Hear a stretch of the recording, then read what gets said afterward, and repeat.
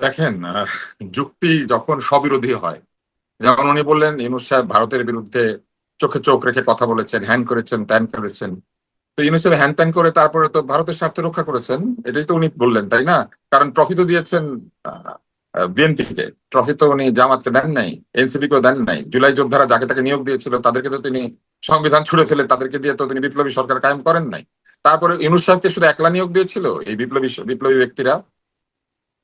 এই পুরো উপদেষ্টা মন্ত্রণালয়কে তো তারা দিয়েছিল, নিজেরাও তিনজন গিয়ে ওখানে বসে পড়েছিল, তাই না? এই যে দুষ্ট ছেলের দল ওখানে যে বসে পড়লো উপদেষ্টাদের সাথে, তার মধ্যে এদেরকে একজন দুষ্ট যে বলেন আরেকজনের না ছাগল ভাই, কেটে এদের খেয়ে জন্য ফেললো। আজকে কথা বলতে এই যে পারতেছে। এই এদেরকে যে দুষ্ট বলেন না, এটাও আপনি জুলাইকে অপমান করা। না নাহিদদের সরি নাহিদ সরি, তো এদের আমি জন্য আপনি আমি কথা খাইনি, বলতে পারছি না। নাহিদরা না খাইছে না না। থাক, আপনি মাঝখানে বললেন না এখন। না আপনি আপনি অনেকবার যতক্ষণ আমাকে বলছেন, আপনি মাঝখানে বলতে অনেকবার না বলছেন করছেন, তুষার ভাই, আপনি সেজন্য মাঝখানে আপনাকে কথা অনেক বললেন করে না। দিচ্ছি। দুষ্টু ছেলে না বলেন না, না, আমি অনেকবার বলি দুষ্টু নাই, ছেলে হলো আমি সেটা অনেকবার আলাদা কথা। বলি নাই।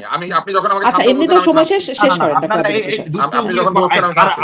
বোন এরপর দিলে একটু না সময় শোনেন, আমাকে শেষ আর করতে আসলে দেন। তুষার ভাই সব সময় বলে, মাঝখানে তুষার ভাই বুঝতে অনেকখানি পেরেছেন তো? অত সময় পাইনি আমি। এখন একটা আপনি জুলাই যোদ্ধাকে দুষ্টু বলবেন আর আমি আচ্ছা আপনি বলেন, আরো বলেন, আপনার সাহায্য আপনার সব করবো মিটায় না। বলে নেন আপনি ভাই, হাসিনাকে ইয়া নিয়ে বলে আসার নেন। জন্য যা শারমিন, বলার বলেন।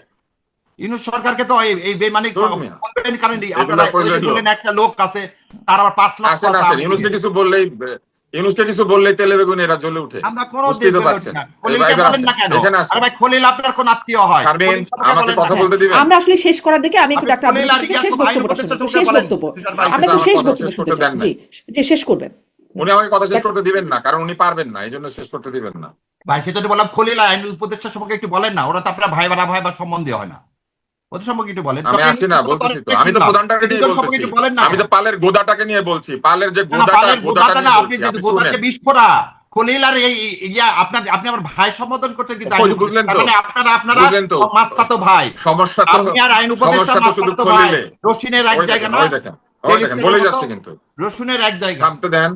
আচ্ছা আপনি আপনি থামলে বলবো। এবার দয়া করে আচ্ছা, আপনার সম্বন্ধে সম্পর্কে একটু বলেন। জি না শারমিন, হলে আলাদা জি, কথা। আমি একটু একটু শারমিন শেষ আপনি করতে বুঝতে চাই পারছেন আসলে। তো? জি, হ্যাঁ, আপনি ডাক্তার আমাকে আব্দুল কথা লতিফ বলতে সাহেব। দিতে হবে, উনি দিবে না কিন্তু।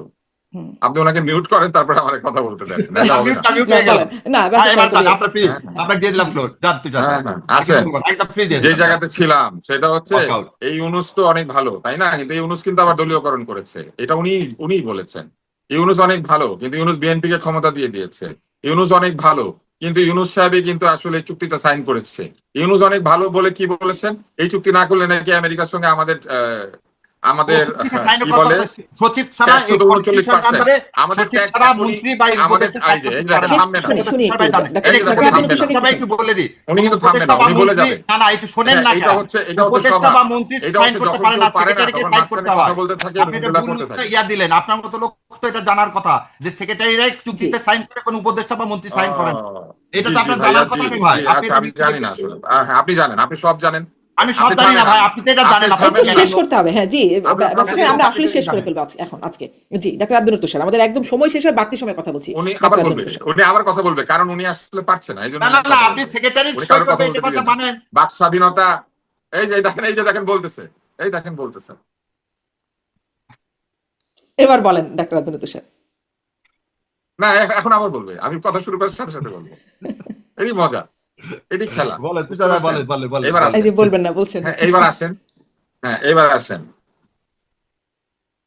উনি এটা কেন করেছে এটা আমি জানি, ঠিক আছে, এগুলো বলার দরকার নাই। প্রথম হুম। শুধু একটা কথা খালি বলি, যে ইউনুস সাহেবের যখন ওনাদের ভালো লাগে তখন ইউনুসের পক্ষে যুক্তি খুঁজে পায়, আবার ইউনুস সাহেবের যখন ওনাদের ভালো লাগে না তখন ইউনুসের বিপক্ষে যুক্তি খুঁজে পায়। ইউনুস সাহেব বিএনপিকে ক্ষমতা টমতা বুঝাই দিয়েছে, এটা হচ্ছে ওনাদের অভিযোগ। খলিল খারাপ, এটা ওনাদের অভিযোগ। আসিফ নজরুল গাদ্দার, এটা হচ্ছে ওনার অভিযোগ। কিন্তু ওইখানে যে আরো দুইটা উপদেষ্টা বসেছিল তাদেরকে পাহারা দেওয়ার জন্য, তারা চুপ করে করে কি করছিল তখন? তারা চুপ করে দেখছিল। আমি দূর হতে তোমাকে দেখেছি, তাই মুগ্ধ হয়ে চোখে চেয়ে থেকেছি, বুঝেছেন? বা যে কিনি কিনি রিনি চিনি, তোমার যে চিনি চিনি, বুঝতে পেরেছেন? ওনারা চিনি চিনি করেছেন, কিন্তু ওনারা কোনো বাধা দেন নাই। ক্ষমতায় থাকা অবস্থায় ইউনূস সাহেব ওনারা একটা কথা বলেন নাই। আমি বুঝলাম এই চুক্তি সই করার সময় ওই দুইজন ছিল না, ওই দুইজন চাকরি ছেড়ে দিয়েছিল। কারণ ইউনূস সাহেব তো ক্ষমতা বুঝাই দেওয়ার 7 দিন আগে চুক্তি সাইন করেছেন। কিন্তু ইউনূস সাহেব আরো চুক্তি সাইন করতে পারতেন। এবার সাংস্কৃতিক বিপ্লব নিয়ে গল্পটা বলি। কথায় কথায় ওনারা আবার চলে যান চীন দেশে। চীন অনেক ভালো ছিল। সাংস্কৃতিক বিপ্লবের যে 4 জন সূচনা করেছিল, ওই 4 জনকে বর্তমান চীনের যে সরকার 4 জনকে ফাঁসিতে ঝুলাই দিছিল। তবে সাংস্কৃতিক বিপ্লব কোন উদাহরণ না, বরং সাংস্কৃতিক বিপ্লব হচ্ছে চীনে যে মাও ভিত্তিক একটা ফ্যাসিস্ট সরকার কায়েম করার যে চেষ্টা করা হয়েছিল, সেইটার উদাহরণ হচ্ছে সাংস্কৃতিক বিপ্লব, পার্জিং। ওইটা হয়েছিল, এবং ওই যে কালচারাল রেভলিউশন, এখন তো সব আটকে গিয়েছে, আপনারা সব আটকে গিয়েছেন। আমার না কথা আমরা শুনতে রেকর্ড পাচ্ছি। হচ্ছে? না না শুনতে আচ্ছা, পাচ্ছি না, না, ভাই, শুনতে ওই পাচ্ছি। সাংস্কৃতিক বিপ্লবে যে ঘটনাটা ঘটেছিল ওইখানে মাও সেতুংয়ের স্ত্রী পর্যন্ত ছিল ওই সাংস্কৃতিক বিপ্লবের মধ্যে, এবং দেং জিয়াওপিং এসে ওই সরকার এসে এই চারজন কিন্তু ঝুলিয়ে দিয়েছিল। অতএব সাংস্কৃতিক বিপ্লবের সঙ্গে এই বিপ্লবের তুলনা করা হচ্ছে অত্যন্ত দুর্বল একটা কাজ। সাংস্কৃতিক বিপ্লবের সঙ্গে এই বিপ্লবের কোনো তুলনাই হতে পারে না। এইটা ভয়ঙ্কর, কারণ ওই বিপ্লবের সাথে তুলনা করলে তো এই ঘটনা এইভাবে ঘটবে, এটা তো ঘটার কথা না, হবে না। অতএব সাংস্কৃতিক বিপ্লব ছিল একটা ব্যর্থ কাহিনী। মাও পরবর্তী চীনকে ভুল পথে পরিচালিত করার লক্ষ্যে একটা পার্জিং হয়েছিল, এবং সেই পার্জিং এ কমিউনিস্ট পার্টির ভিতরে শত শত লোককে হত্যা করা হয়েছিল। এইটা হচ্ছে ওই সাংস্কৃতিক বিপ্লবের ইতিহাস। বই পড়তে হবে, শুধু এই কিছু আইনের বই পড়লে হবে না, ইতিহাসের বইটাই পড়তে হবে। এইবার আসেন পরের চুক্তিতে যাই। ইউনূস সাহেব খুব ভালো মানুষ, উনি সব ভালো ভালো কাজ করেছেন। উনি যদি এত ভালোই কাজ করে থাকেন তাহলে ওনার নির্বাচনটা ভালো হয়েছে। সেই নির্বাচনের মাধ্যমে জনগণের ভোটে একটি 2/3 সরকার এসেছে, এবং 2/3 সরকার সংবিধান এবং আইনের ক্ষমতা বলে যা যা করবে তাহলে সব ঠিক আছে, তাহলে এই তর্কের আর কোনো দরকার নাই। এবং যেহেতু এই তর্কের আর কোনো দরকার নাই, তাহলে হুদাই 1 ঘন্টা সময় নষ্ট করার কোনো দরকার ছিল না। এইটা হচ্ছে ওই যুক্তিগুলা মেনে নিলে এইটা বলতে হবে। আর তা যদি না হয়, যদি ওই যুক্তিগুলোকে আমরা না মানি, তাহলে বলতে হবে যে ইউনূস সাহেব ভালো কাজের নামে প্রচুর খারাপ কাজ করেছেন। তার মধ্যে একটা বড় খারাপ কাজ হচ্ছে নিজের কর তিনি মাফ করেছেন, নিজের নামে লাইসেন্স নিয়েছেন, নিজের লাভজনক কাজ নিজ সিদ্ধান্ত নিজে করিয়ে নিয়েছেন। এবং যে লোক ক্ষমতায় থেকে কনফ্লিক্ট অফ ইন্টারেস্ট বুঝে না, যে লোক ক্ষমতায় থেকে নিজের স্বার্থ দেখে, সেই লোক আর যাই হয়ে থাকেন তিনি বাংলাদেশের স্বার্থ দেখেন নাই। বাংলাদেশের স্বার্থ দেখলে তিনি তার নিজের স্বার্থ দেখতে পারতেন না।